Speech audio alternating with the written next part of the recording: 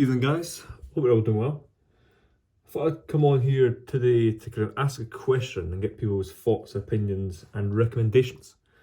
As some of you will know, one of my favourite tobaccos I've ever had is right here, McClelland's Christmas Cheer.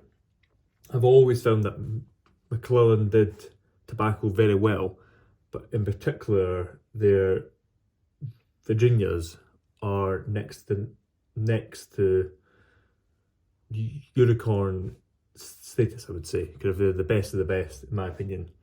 The flavours they were able to extract from their tobacco was just fantastic.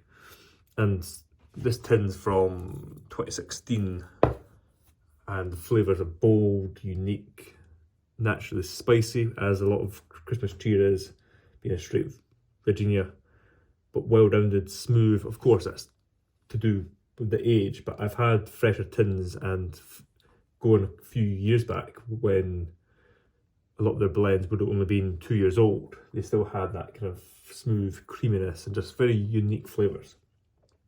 And for a long time, people have been trying to find replacements for a lot of their favourite blends.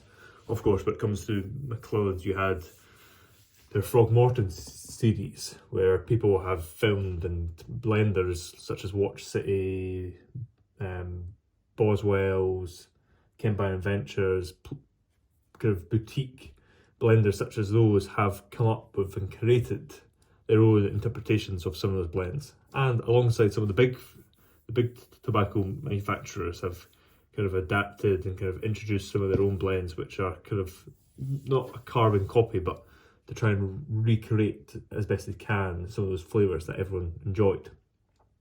But in terms of Virginia, I want people in the bucket below to kind of leave their recommendations of blends they have personally experienced, assuming they have tried McClelland's, say Christmas Cheer, 40th anniversary, St James Woods, kind of those kind of nature blends, and what they would recommend as a replacement.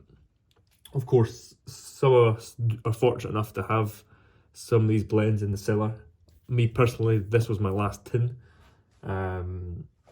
of a McClelland's Virginia. I do still have a couple of tins of different Frogmortons, but as some of you may know, I've not really been a fan of Latakia for the last about year and a half. I've dipped into Latakia every now and then, but I've really primarily just focused on Virginias and Virginia Perique for the most part. Occasionally a Burley in there to change up the mix.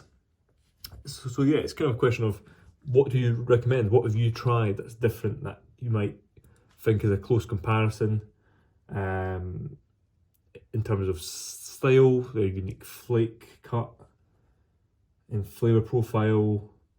Of course, you have that classic McClelland ketchup that everyone talks about, which I do get in most of their blends. In particular, something like Christmas Cheer, you definitely get that kind of ketchup aroma.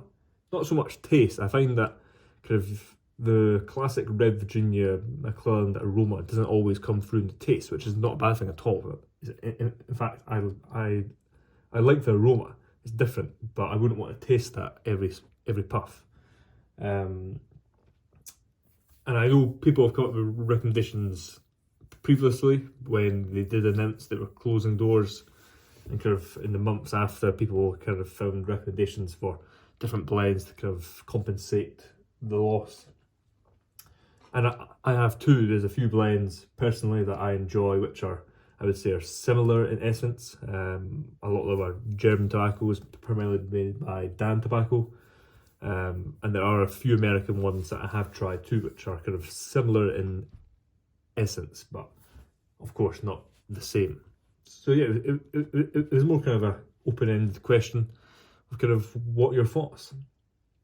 Of course, I'm someone that does look to the future. Kind of, I don't dwell on the past of missing out on buying as much as I could when they were still around. But because at the end of the day, I found a long list of blends that I really enjoy, which I have in the cellar and continue to cellar and smoke on a daily basis.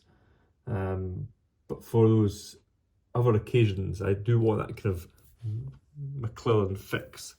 And of course, the way to fix it is by having McClellands, but again, there's always that kind of situation where you want something new, you want to try and find a new tobacco that kind of replaces an old one. I've done that in the past previously, kind of with Orlick, Dark Strong, Kentucky. Of course, that went away, but then there are plenty of replacements. You just have to kind of find them and search them out, and that's what I did and have done, thankfully. But yeah, so open-ended question. I would appreciate any and all responses. And thanks for watching. Hope you guys take care. Have a great rest of your week. Cheers.